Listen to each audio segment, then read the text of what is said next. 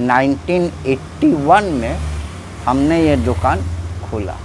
Time का पैसा लेते हैं, वक्त का पैसा। सीखा भी है और उस्ताद ने मुझे सिखाया भी है, बहुत कुछ बताया।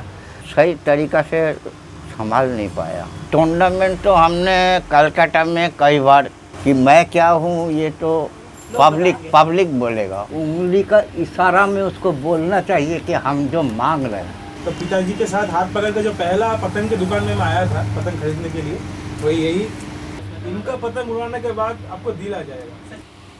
ये लखनऊ का बादशाह है। जो पतंग टूर्नामेंट लड़ता है, बड़ा मैच लड़ता है, वो अक्सर थोड़ा रखा पाला हुआ पतंग होना चाहिए, तभी वो बात सुनता है। उस्ताद तिनकोड़ी साहब ने बहुत अच्छा बना लेते। जो नाम है इसका पीछे कोई ना कोई लॉजिक है। सवा का दो है। पतंगबाजी के लिए इसको पैराडाइज बोला जाता। आउट ऑफ कंट्रोल था। हम देख के हैरत हो गए थे, डर गए थे, भाई कहाँ आ गए। वो बहुत ख़राब कागज़, बहुत ही बैड पेपर। हाँ ना, ये तो आप बहुत अच्छा बनाया।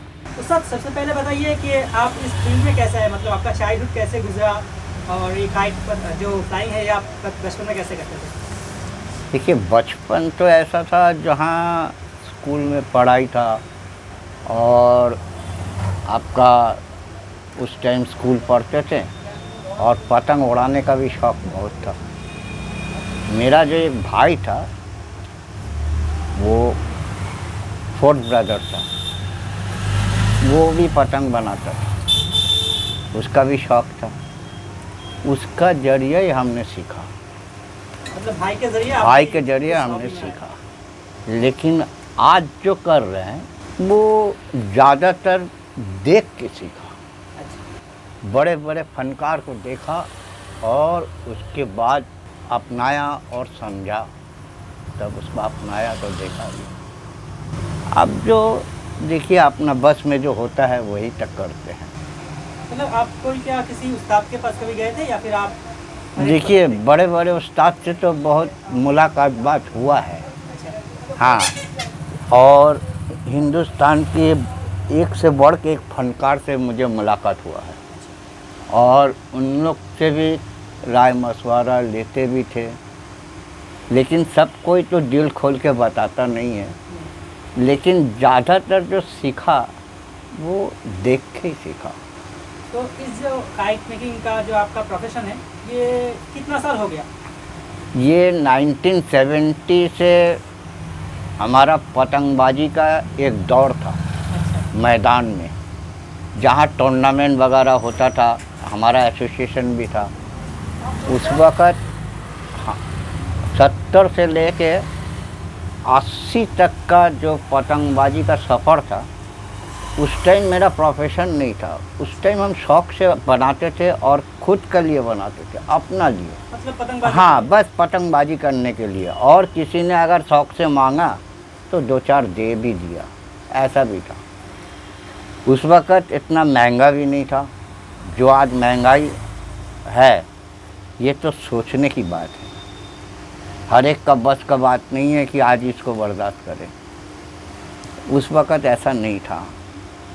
तो उसके बाद 1981 में हमने ये दुकान खोला।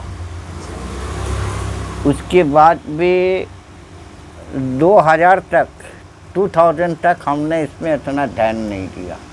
पतंगबाजी में मसरूफ़ था और सफ़र करना तो मेरा एक मतलब समझ लीजिए जुनून था कि बाहर जाए, बाहर वालों से लड़वाए, अपना पहचान बनाए।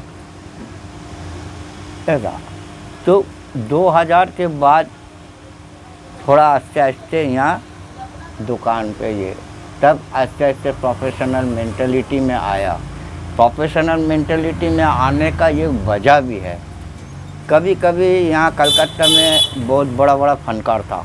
आप तिनकोड़ी साहब का नाम सुना, आप नाजिर साहब का नाम सुना, आप धनंजय का नाम सुना, और ऐसा बहुत बड़ा बड़ा फनकार था। तो और किसी ने कह दिया कि अरे ये क्या बनाएगा, इसके लिए बहुत जद्दोजहद करने पड़ता है, इसका बस का बात नहीं है। तो एक चैलेंज का मोमेंट था, तभी हमने इसमें उतरा तभी से कि आप इसमें- हमें भी कोई ऐसा था कि हम क्यों जो बोल रहा है ये कर नहीं पाएगा, वो भी आदमी है, हम भी आदमी हैं, वो कर सकता, हम क्यों नहीं कर सकता। क्या है ये सब के चक्कर में अभी तो आज का दौर जो है अब तो totally professional and challenging moment है कि कलकत्ता में बहुत फनकार है, बहुत। तो आप समझ लीजिए कि सभी का ये ख्वाहिश होता है कि भाई सभी कोई हमें पहचाने, जाने और हमारा पतंग उड़ाएं, और आदमी का जो बोलना है वो बोले। देखिए कोई अपने को अगर अच्छा बोलता हो अच्छा नहीं होता है, जब 10 ने बोलता कि वो अच्छा है तो अच्छा होता है। ज़रूरी कोई कानून, कोई ना कोई रीज़न उसमें होता है। जिसकी वजह से बाकी लोग हाँ, तो इसी में देखिए हमें ये मानना है एक बात कि आज का जो दौर है ये काम जो है बहुत पेशेंस का है। जो करता है वही जानता है। आदमी सोचता है कि भाई इतना महंगा क्यों लेता है, भाई 5 रुपया का सामान लगता 25 रुपया, 30 रुपया, 50 रुपया मांगता है, क्या बात क्या है। इसलिए मांगा जाता है। हम लोग वक्त को जोड़ते हैं, भाई कितना वक्त लगा इसमें करने में, टाइम का पैसा लेते हैं, वक्त का पैसा। आदमी का एक तो ये तो मन में होता ही है भाई 5, 7, 10 रुपया का सामान, लेकिन आज 50 तो होता क्यों है, काय है।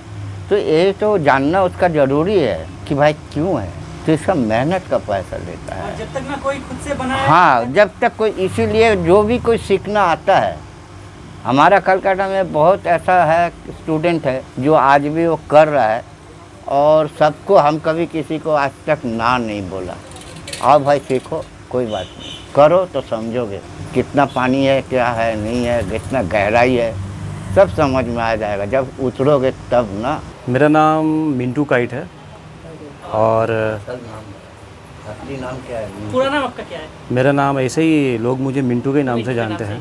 तो काइट का जो ये लगा है वो उस्ताद के वजह से लगा, धनादा के वजह से लगा। शौक़ मुझे बचपन ही से था।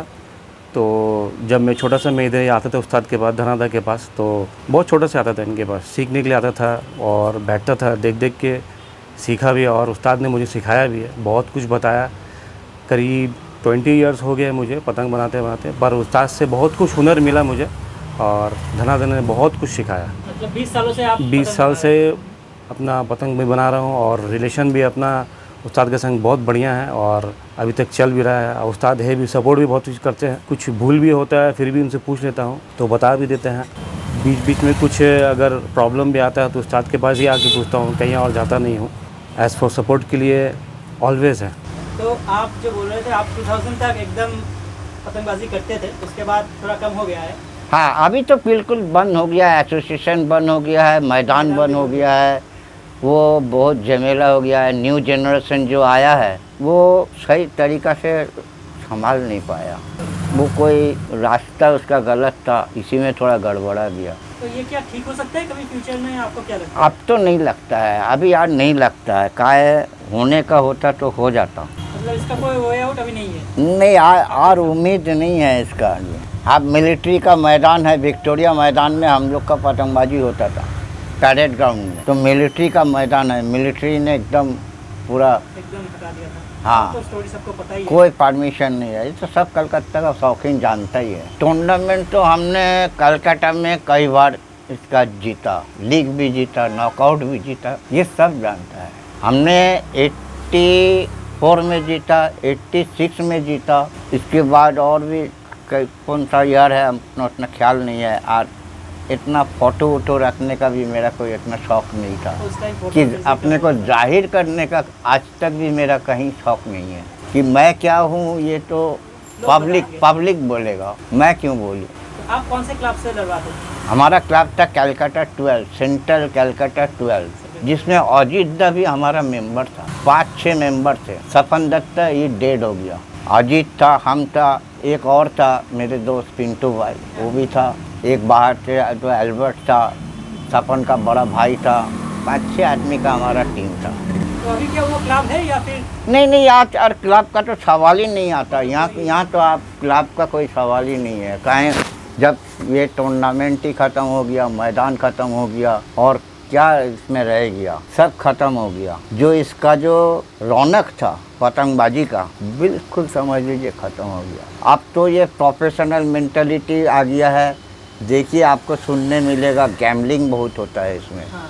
हर पेच में गैम्बलिंग होता है, पैसा लगता है। अब ये शौकीन लोग इसको अपना लिया, सोच रहा है कि खर्चा एक तरफ से हो रहा, जो भी रिटर्न मिले वही ठीक है। तो मैं हर वक्त बोलता रहता हूँ अपने वीडियोस में कि मुझे जिस भैया ने इस यूट्यूब जर्नी के लिए प्रोत्साहित किया था, तो वो यही है आशीष दा। आशीष दा है जो है मैं जो पहले जो काइट क्लब था मेरा, उस क्लब का वाइस कैप्टन भी था।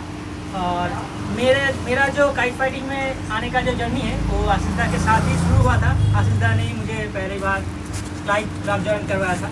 तो आशीष दा, सबसे पहले शुक्रिया मुझे काइट फाइटिंग में लाने के लिए, मतलब क्लब काइट फाइटिंग में लाने के लिए। और एक शुक्रिया क्योंकि आपने धनादा से हम लोगों का मुलाकात करवाया, परिचय करवाया। तो आप धनादा को कितने सालों से जानते हो? देखिए, धनादा जो है मेरा बचपन में, जब मैं एकदम छोटा सा था, मेरा बस 4-5 साल उम्र था, तो पिताजी के साथ हाथ पकड़ कर जो पहला पतंग की दुकान में मैं आया था पतंग खरीदने के लिए, वही यही धनादा था। और उस दिन से लेकर आज तक मेरा 36 साल की उम्र में मैंने इनको ही अपना गुरु माना है। हर वक्त जो है इनके साथ में जुड़ा हुआ रहा हूँ। पतंगबाजी में मेरा जितना शौक़ है, धनादा ने मुझे, मैं उस्ताद मानता हूँ उनको। बहुत वक्त हम लोगों ने साथ में बचपन से पूरा चीज़ धनादा से हम लोग सीखे, जाने। उस समय में तो पतंग का कुछ हम लोगों का आइडिया भी नहीं था उतना ज़्यादा। फिर धीरे धीरे करके धनादा के साथ में हम लोगों ने जितना समय बिताया, बहुत कुछ जानने को, सीखने को मिला। पतंग के बारे में जितना भी नॉलेज है आज के दिन में, वो धनादा से ही हमको, और बहुत सारा यहाँ पे जो धनादा के चाहने वाले हैं, धनादा को मानते हैं, सभी का वही हम लोगों का गुरु है। आज आप यहाँ पर किस लिए आए हो? आज आए हैं, फिर से खुश नसीब है हम कि धनादा के रिक्वेस्ट पे उन्होंने कुछ खास पतंग मेरे लिए बना के दिया है। चलिए देखते हैं क्या क्या पतंग धनादा ने आशीष दा के लिए बनाया है। ये सब अड्डा में है। पतंग में तो देखिए, धनादा का पतंग जो एक बार उड़ा लिया है उसी को पता है कि ये पतंग कैसा है। ये पतंग में जो आपका दिल आ जाए, आपको पतंग को, जो भी आपसे पतंग को जो आपसे बात करना है पतंग का, वो पतंग आपका बात जो है पूरा सुनेगा। एक एक पतंग में आपका जान जो है, जब पतंग कट जाता है तब आपका जान ही छूट जाता है, ऐसा लगता है हमारा। बहुत ही बेहतरीन है, बहुत ही खुशनसीब है। अच्छा पतंग जो होता है वो उंगली का इशारों में बोलना चाहिए। आप बदन का ताकत और उसका साथ शरीर का ताकत लगाने का नहीं है, ये हाथ पैर का खेल है। और उंगली का इशारा में उसको बोलना चाहिए कि हम जो मांग रहे हैं, हम उंगली हिलाएगा वो बोलेगा, तभी वो पतंग होता है। हम उसके साथ कुश्ती लड़ेगा तो हम कब पतंग लड़ाएंगे? हमको पतंग को लड़वाना है। हमको लड़ना क्या है? बात सुनना चाहिए पतंग। बिल्कुल, लड़ता पतंग, लड़ाता खिलाड़ी, पायलट है खिलाड़ी। आपके पास अच्छा मिसाइल है, आपको चलाना ही नहीं आता है। तो आशीष दा, आपने कितना पतंग अभी खरीदा है?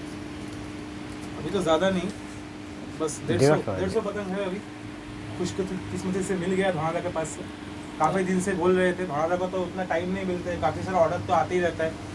जब भी मैं मिलने के लिए आता तो उनसे कि धनादा अभी काम शुरू हुआ कि नहीं, तो उनके पास तो काम का तो है ही ऑर्डर लगा हुआ, दूसरा पतंगों का काम चलता रहता था। मैं देख के चला जाता था कि मेरा नंबर कब आएगा। तो फाइनली अभी धनादा में एक चीज़ धनादा में है, मैं जितना बार धनादा से आज तक पतंग लिया हूँ, बचपन से लेकर आज तक, वो डेट कभी फेल नहीं करती।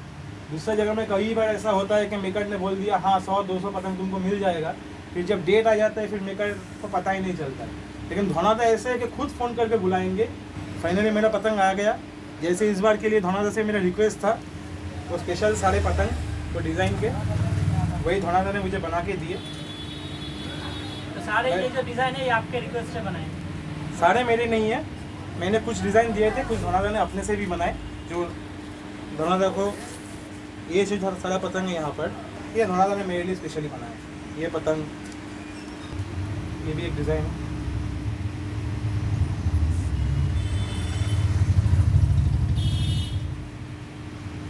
तो आप देख ही सकते हो कि इतना पुराना खिलाड़ी जो बचपन से धनादा से पतंग ले रहा है, उनका अभी तक इतना क्रेज़ है, मतलब कुछ तो है। और सारे हिंदुस्तान को पता है कि धनादा का पतंग कैसा है, कोलकाता का पतंग कैसा है। उसमें इनका पतंग उड़ाने के बाद आपको दिल आ जाएगा। सच में उस मैं पतंग उड़ाता हूँ, मुझे भी पता है। आपका बात सुनता है, ये पतंग एकदम और आशीष दा ने भी बोला था। एक्चुअली आशीष दा ने ही मुझे पहली बार रिकमेंड किया था धनादा के बारे में, तो मैंने उसके बाद पतंग बार किया कहीं से, क्योंकि आशीष दा ने बोला था टाइम लगेगा। देखिए जैसे धनादा बोलते हैं कि जो आदमी काम करता है उसको खुद के लिए बोलना नहीं पड़ता, बाकी लोग उसके लिए बोलने लग जाते हैं। तो जो धनादा को जानते हैं, सही दिल से उनको मानते हैं, उनका पतंग, उनका हाथ का पतंग उड़ाने का जिनको खुशकिस्मती हुआ है जीवन में, वो पतंग तो उनके लिए जरूर जीवन में बहुत बड़ा।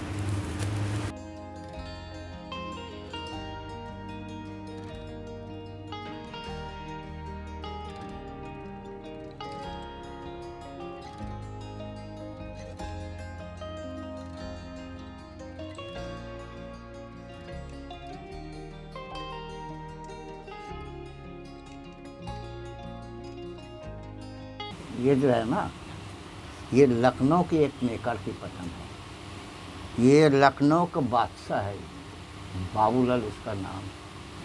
इसका इंतकाल हो गया आज नहीं तो नहीं कम से कम 12-15 साल हो गए। और इस पतंग का उम्र है, हमारा हाथ में आया था 92 में।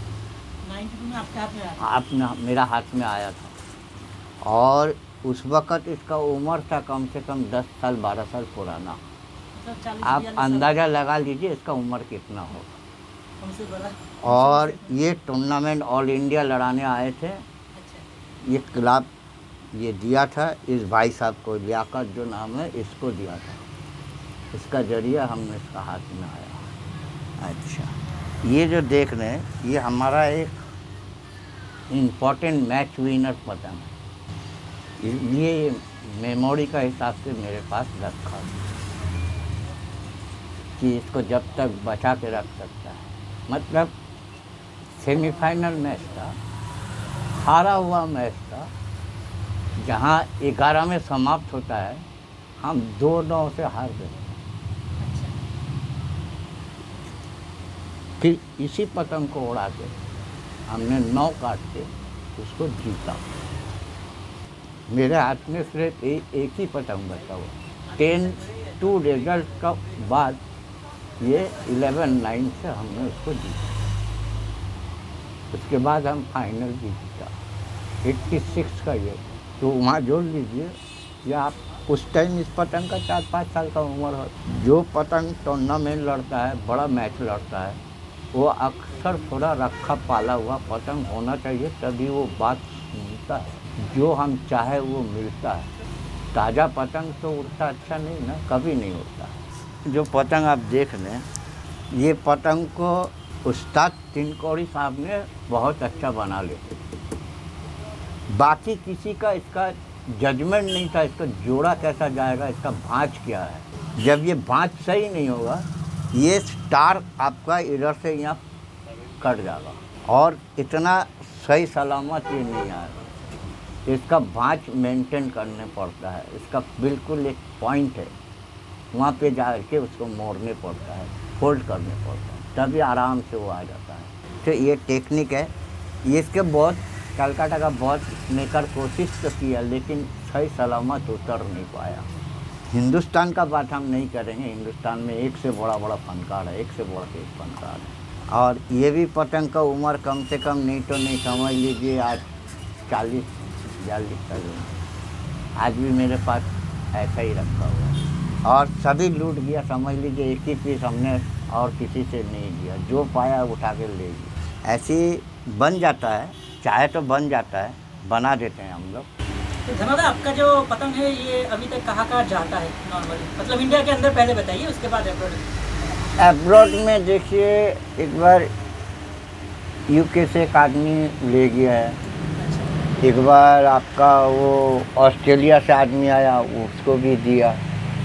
ऑस्ट्रेलिया से करीब 2-3-4 आदमी को दिया ऐसा। यूके से एक बार आया, उसको दिया फैंसी का इसके साथ। वो अपना मतलब ये जो वॉल पीस था इस तरह बना के दिया।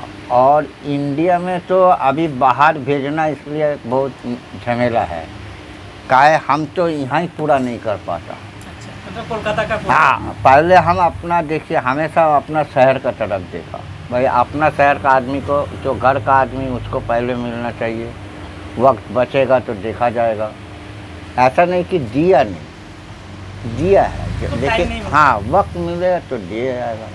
और आजकल उम्र भी तो काफ़ी हो गया ना, हिम्मत भी नहीं होता है कि किसी जो भी है यहाँ का आदमी है आना जाना है, तो हम ज़्यादातर फेवर करते हैं भाई पहले लोकल को देखें। मतलब कोई दुकानदार ऐसा है कि उनके पास आपका पतंग मिल जाएगा, अगर कोई बाहर वाला नहीं नहीं नहीं नहीं, ऐसा कोई- किसी दुकानदार का कैपेसिटी नहीं है हमसे पतंग खरीद के वो कुछ करे।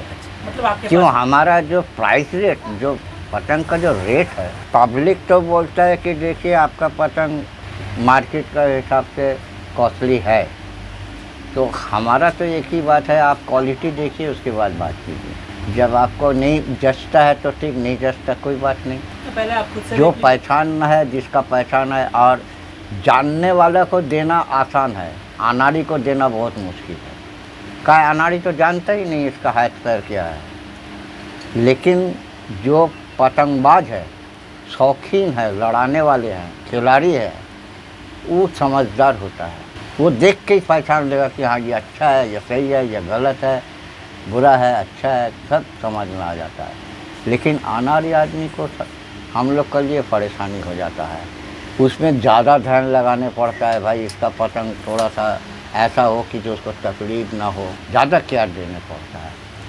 तो इसीलिए थोड़ा अनाड़ी लोग का लिए हम लोग का थोड़ा प्रॉब्लम होते ही। खैर सब कुछ करने पड़ता है, सबको देखने भी पड़ता है, ऐसी बात नहीं कि जो वो नहीं जानता है तो उसको नहीं देंगे, ये नहीं, ऐसा नहीं। तो अभी आप कितना पतंग बनाते हो?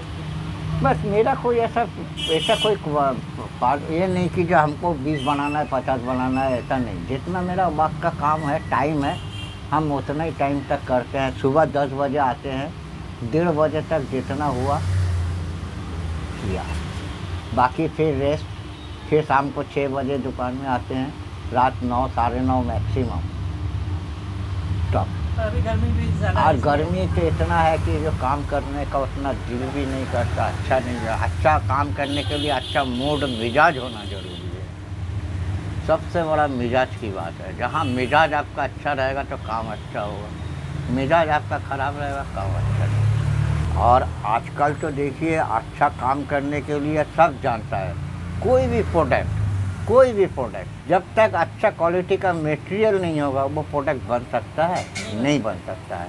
तो कलकत्ता का अंदर में जो सबसे बड़ा नाक था काप ठड्डा का, सबसे ख़राब आ रहा है, सबसे ख़राब आ रहा है आज का दौर में, इतना महंगा हो जाने का बावजूद। नहीं तो हमारे पास कोई ऐसा चीज़ है जिसका उम्र 50 साल से ज़्यादा होगा।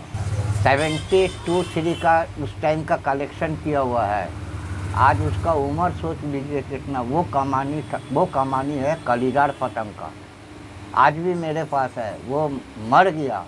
उससे बड़ा फनकार मटिया बुरुज में पैदा नहीं होगा। रिज्जाक उस्ताद से अच्छा कमानी छीनने वाला मटिया बुरुज में पैदा नहीं। और अच्छा इंसान था। देखिए अच्छा काम करने वाले के लिए अच्छा नीयत होना चाहिए, जिसकी नीयत अच्छा हो वो काम अच्छा करेगा, लेकिन जिसका नीयत में खोट रहेगा वो कहाँ से कर लेगा। वो तो कुछ ना कुछ तरीका से आपको समझा बुझा के दे के अपना तो गलत चीज़ दे ही देगा। मतलब लपेट लिया, ख़त्म बात। तो आप जो अभी पतंग बना रहे हो, मैं देख रहा हूँ फाइटर पतंग ही ज़्यादा बना रहे हो। बिल्कुल, हमारा देखिए हम टोटली फाइटर पतंग बनाते हैं, सब लड़ाने वालों का ही पतंग बनाते हैं, चाहे अद्दी हो चाहे पौना हो। अद्दी तो आजकल जो बोलता है वो अद्दी तो आपको दिखाएंगे ना तो आपका हैरत हो जाइएगा। अभी जो पतंग जो बन रहा है ये सब 2.25 साइज़ है। ये बाहर में इसको बोलता है, यूपी में 2.25 है, मतलब 2.25 कागज में 2 पतंग बनता है। और पतंग का जितना आपका साइज़ है, जो नाम है, इसका पीछे कोई ना कोई लॉजिक है। अब उस लॉजिक को देखिए, आप बात से आपका लॉजिक से देखिए कितना आपका मैच्योरिटी है। एक पौना का पतंग बनता है, वो एक सीट का पौना हिस्सा लगता है, 3/4 वो लगता है पेपर। और एक आपका 2.25 बनता है, 2.25 कागज में 2 पतंग बनता है। अद्दी का मतलब होता है आधा कागज में एक पतंग बनता है, एक पेपर में 2 बनता है, वो कहता है अद्दी। उसका नीचे देखिए आजकल कोई 3.25 बोलता है, जो कोई 27 बोल देता है। तो 27 तो इसका कमानी का लेंथ है। ये पतंग का कोई नाम का साथ इसका मैच्योरिटी नहीं है, इसका लॉजिक नहीं है 27 का, लॉजिक है 3.25 का। सवा कागज में 3 पतंग बनता है। उसी को भी 27 बोला जाता है। ये लॉजिक है इसका। और आपको एक बनता है उससे छोटी वाली 2.5 वाली। तो अभी जो कोलकाता में जो मार्केट है और बाहर का जो मार्केट है, आपको क्या लगता है, क्या क्या चल रहा है कोलकाता? देखिए, ये जो आपका सवाल है, बाहर का पतंग जितना कलकत्ता में आजकल चल रहा है, ये सिर्फ मुनासिब रेट का वजह से चल रहा है। 12 रुपया से लेके आपका 16, 18 रुपया, 20 रुपया तक पतंग मिल जाता है। लेकिन हम लोग का पतंग छूने से ही 25 रुपया चार्ज फ़र्क है। और बाहर का ये नहीं कि जो पतंग अच्छा नहीं है, लेकिन ऑलमोस्ट मिक्स्ड होता है। और हम लोग का यहाँ जो बनता है, जैसा आप चाहते हैं, जो आपका चॉइस, जो आप लाइक करते हैं, जो आपका पसंदीदा चीज़ है, वो बनता है। वेट बोलिए, कलरिंग बोलिए, जो भी आपका दिल में है, आप हमारा पास आए, हमको प्लेस किया, हमने कोशिश किया आपको संतुष्ट करने। तो अभी तो सीज़न आ रहा है विश्वकर्मा पूजा का, उससे पहले आजकल देखिए, विश्वकर्मा पूजा बोलिए और 15 अगस्त बोलिए, ये 2 फेस्टिवल हमारा कलकत्ता में होता है। आसमान में पतंग, लेकिन पहला जैसा नहीं है। और मुझे ये लगता है कि आजकल पहले जैसा इतना मोबाइल में गेम नहीं था, टाइम पास करने का जगह कम था, फुटबॉल खेलता था, क्रिकेट खेलता था, पतंग उड़ाता था। आजकल देखिए, मोबाइल में ही खेल के दिल बहला रहा है। आउटडोर गेम बंद हो गए। हाँ, आप इंडोर में आ गया, अच्छा मज़े में, बारिश हो या धूप हो, इससे कोई मतलब नहीं। तो ये चलते रहता है। और पतंगबाजी का वो जो मार्केट का बात कर रहे हैं, वो उसका कोई ये नहीं है, मतलब पहले जैसा भी नहीं रहा। एकदम नहीं। आपका 10% नहीं रहा मेरा हिसाब से। एक तो टाइम था, ये आशीष आपको बता देगा, कि हम लोग यहाँ 6 आदमी, 7 आदमी परेशान हो जाता था भीड़ संभालने में। आउट ऑफ कंट्रोल था, इतना खाने का टाइम नहीं, नहाने का टाइम नहीं। मतलब सीजन में हाँ, ऐसा मोमेंट बन जाता था। अभी उस हिसाब से एकदम ही कम हो गया। 10% नहीं है, बिल्कुल नहीं है, समझ लीजिए। लॉकडाउन का पीरियड जो गया, ये एक टाइम था जो यादगार रह गया। देखिए, अचानक ये लॉकडाउन होने का बाद आदमी घर में रह के क्या करेगा। जो लोग पतंग उड़ाना छोड़ दिया था, 20 साल बाद आके भी वो पतंग खरीद के ले जाके उड़ाया। और ये भी हम लोग देखा। और वो कम से कम समझ लीजिए 5-6 महीना जो स्पीड पकड़ा था, मेरे को मैंने ज़िंदगी भर याद है। और उस वक़्त सबसे एक तो यहाँ हुआ था कि नायलॉन मंजा का चक्कर में, प्लास्टिक मंजा में बहुत इंजरी हुआ। ये कलकत्ता का बहुत आदमी देखा, जो आपका वो पुल का ऊपर तोकसिया पार्क करते हैं, जो वहाँ पुल, उसमें माँ फ्लाईओवर में काफ़ी एक्सीडेंट हुआ। उसके बाद नायलॉन मंजा का ऊपर पाबंदी, हम लोग भी बहुत रिक्वेस्ट किया, बहुत बोला इसको बंद करने का, ये करने का। उस टाइम थोड़ा प्रशासन ने कुछ इसका रिस्पॉन्सिबिलिटी दिखाया। और कलकत्ता में समझ लीजिए हर दुकान में चेकिंग हुआ, जिसको मिला उसको पकड़ाया, फाइन किया, सज़ा भी दिया।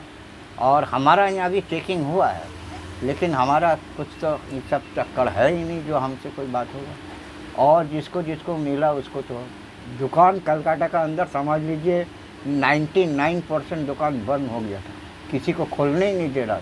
लेकिन मेरा लोकेलिटी में थोड़ा सा थाना से जान पहचान भी था और ये भी था, और वो जानता भी है कि जो ये आदमी कैसा है, क्या है, नहीं है।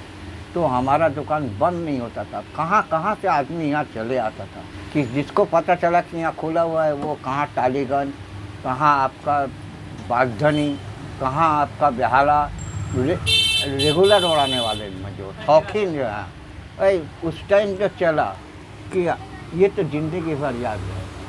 लखनऊ देखिए, हिंदुस्तान का एक ऐसा शहर है, पतंगबाजी के लिए इसको पैराडाइज बोला जाता। यहाँ पर ही आदमी, एक तो होता ना कि घराना है, और कैसा लगता है कि उस मिट्टी में कुछ अजीब बात है जो वहाँ खिलाड़ी पैदा होता है। और आप बच्चा को देखिएगा, 10 साल 8 साल का बच्चा पतंग उड़ाने का, उसका हाथ पैर चलाने का तो आप सोचिएगा कि माँ का पेट से पैदा हुआ पतंग उड़ाने के लिए। तो सबसे ज़्यादा वहाँ पे हम देख के हैरत हो गए थे। और ऐसा पतंग को आसमान में नचा रहा है, जैसा लग रहा है कि जो जैसा दिल चाहे वो बोलने मांग रहा है, बोला भी पतंग से कहला रही। इतना छोटा छोटा बच्चा, मज़े का है। और हिंदुस्तान में देखिए, लखनऊ हुआ, मुरादाबाद हुआ, बरेली मंजम है, बहुत ही फेमस है, ये तो पूरा हिंदुस्तान जानता है। और आपका दिल्ली हुआ, जयपुर हुआ, बीकानेर का देखिए, बीकानेर का जो माहौल है, वहाँ टीम बहुत कम है, क्लब बहुत कम है, गिनती की करके बोल सकते हैं। सबसे ज़्यादा क्लब है दिल्ली, जयपुर, सबसे ज़्यादा। दिल्ली में 400 से ऊपर, 300-400 एसोसिएशन हो गया है। जितना आदमी बढ़ता है उतना झमेला भी बढ़ता है। दुनिया का मतलब बहुत इसमें परेशानी भी उठाता है। टूर्नामेंट कराना कोई मामूली बात नहीं है। आप देखिए, मैन पावर तो लगता ही है टूर्नामेंट कराने के लिए। तो रूल्स को मान के, जो रूल आप बनाया उसको मान के चलना, पतंग का टूर्नामेंट कराना कोई मामूली बात नहीं है। किसी को पसंद आता, किसी को पसंद नहीं आता, किसी में झगड़ा कर लेता, लड़ाई हो जाता, गोली तक चल जाता है। ये यूपी स्टेट में हमेशा देखा गया। लखनऊ में कई बार गोली चली, मुरादाबाद रामपुर मैदान में भी चला, मेरा नज़र का सामने चला। हम देख के हैरत हो गए थे, डर गए थे, भाई कहाँ आ गए, घर वापस जा सकेंगे। तो अगर आप पतंगबाजी की बात करो, अगर लखनऊ, कोलकाता, दिल्ली, कोलकाता की कोलकाता बहुत बैकवर्ड है आजकल। फिर भी न्यू जनरेशन के अंदर में कुछ खिलाड़ी है जो अच्छा पतंगबाजी कर रहा है, लेकिन जीना चुना से क्या लेना देना। जहाँ शहर में आप समझ लीजिए हज़ारों कैंडिडेट से ऊपर पतंग और लड़ा रहे हैं, उसमें अगर 10 तो अच्छा है तो क्या मायने रखता है। मतलब उस हिसाब से कुछ भी नहीं है। बोल तो रहे हैं आपको। आप मुरादाबाद देखिए, लखनऊ देखिए, इलाहाबाद देखिए, दिल्ली, ये चारों शहर जो है ना, मस्त जगह है। बरेली भी है, लेकिन आजकल बरेली में थोड़ा अच्छा खिलाड़ी थोड़ा गुजर गया। जब कोई किसी का घर खाली होता ना, तो अच्छा खिलाड़ी जब गुजर जाता है तो थोड़ा कमज़ोर पड़ ही जाता है। वक्त होता है, हर एक का वक्त होता है। जानते तो ये भी है कि वक्त से बलवान कोई नहीं। धन्यवाद। आपको तो पता है ये बहुत सारे नए मेकर्स अभी आ रहे हैं, नए जनरेशन के मेकर्स, तो उनके लिए कोई मैसेज आपकी तरफ से? देखिए, नया जनरेशन जितना बना रहा है, हम तो चाहते हैं कि सभी ने अच्छा कुछ करे, अच्छा काम को अच्छा दिल से करे। जब कोई दिल से करेगा ना तो ज़रूर वो अच्छा होगा। लेकिन एक बात है कि हर फनकार का अपना अपना एक तरीका होता है, जिसको आप खुद अगर सुधारे तो सुधार सकता है, लेकिन किसी का क्षमता नहीं है उसको सुधारने। कहा है वो खुद जानता है कि जो हम कर रहे हैं वही अच्छा है, उसका मन में ये बसा हुआ है। तो दिमाग से निकालना पड़ेगा। बात ये देखिए, हम आपको पहले ही एक बात बोला कि हमने पतंग को जन्म तो दिया अपना भाई का जरिया, लेकिन जो सीखा मैंने वो देख के सीखा। तो हर एक नौजवानों को भी देख के सीखना चाहिए। भाई उसका इतना अच्छा क्या बात है, मेरा क्यों नहीं होगा। अगर कोई पतंग बना रहा है तो आपके हिसाब से कौन सा पेपर सही चाहिए? देखिए, पेपर तो आजकल जो मिल रहा है वो भी एक बहुत ही बड़ा इसमें ड्रामा चल रहा है। अभी एक ही कंपनी, 2 कंपनी है, 2 पेपर मिल है। एक तो है अजंता, एक तो है खातिमा। ये 2 पेपर जो है अभी इसी में बन रहा है, पूरा हिंदुस्तान में बन रहा है। हम लोग जब पतंग बनाना शुरू किया तब बलाटपुर का कागज़ आता था, 3-1 का नाम का ब्रांड। आज वो एंटीक हो गया और वो पेपर का मिल बंद भी हो गया, इसीलिए ख़त्म हो गया। एक पेपर आता था मुरारी पेपर, ये भी बंद हो गया। पहले हम अपना लाइफ में इंपोर्ट होते हुए देखा Germany paper, Austria paper, Austria not Australian, public इसको ऑस्ट्रेलियन बोलता है, लेकिन it is not Australian, it is Austria. ये पेपर आता था, ये ऑस्ट्रिया पेपर और जर्मन पेपर इतना अच्छा होता है कि आपको हम क्या बोलें। जितना खूबसूरत कलर होता है, पेपर का क्वालिटी भी अच्छा होता है। आजकल जो चल रहा है ये अजंता कागज़, इसमें भी कभी अच्छा आ रहा है तो कभी बुरा आ रहा है। खातिमा का भी वही हाल है, स्टैंडर्ड नहीं है। ये हम तो एक बात मानते हैं कि इंडियन जो नेचर है ये बरकरार है। जो अभी त्रिवेणी पेपर जो आ रहा है वो त्रिवेणी मिल बंद हो गया, अगर कोई बोलता है तो झूठ बोलता है। तो पेपर जो आता है वो त्रिवेणी पेपर बिल्कुल बंद हो गया। उसका अगेंस्ट में एक तो चाइना पेपर आया था, वो बहुत ख़राब कागज़, बहुत ही बैड पेपर। उसमें काम करना आसान बात नहीं है, हर एक का बस का नहीं है जो उसमें काम करे। और जहाँ तक त्रिवेणी एमएफ कागज़ आता था, एमएफ कागज़ अभी भी मेरा पास है और बहुत बढ़िया कागज़ होता था। उसका एगेंस्ट उसका कंपटीशन का चक्कर में आया था आपका त्रिवेणी कागज़, लेकिन वो कामयाब नहीं हो पाया, एमएफ का टक्कर में नहीं आया। और उसके बाद आया वो चाइना पेपर, वो भी नहीं आया, कोई नहीं आया। आज बस यही दो ही पेपर चल रहा है, एक खातिमा और एक अजंता। आज जिसके पास थोड़ा बहुत है वो अपना राज कर रहा है। हाँ ना, ये तो आप बहुत अच्छा बनाया, आपने इसको जो बनाया बहुत अच्छा बनाया है ना। और जो खामियां आपने बोला हम लोग जरूर हाँ, दिमाग में रखेंगे। दरअसल आपको जो है ये थोड़ा सा वो ठीक हो जाएगा, उसमें कोई फ़र्क नहीं पड़ता। अगर ज़रूरत पड़ेगा हमसे आप बात कर, आप हमारा हेल्प चाहिएगा तो आपको हम ज़रूर करेंगे, समझे ना। तो धर्मेंद्र, आपका कोई स्पेशल मोमेंट इस जो जर्नी आपने अभी तक का बोला 74-70 से फिर 2000 में आप बिजनेस में आए, इस पूरे जर्नी में आपका कोई स्पेशल मोमेंट जो आप हम लोगों के साथ, हम लोगों के व्यूअर्स के साथ शेयर करना चाहें? देखिए, हमारा जो स्पेशल मोमेंट था, हमने एक बार 92 में जयपुर टूर किया था।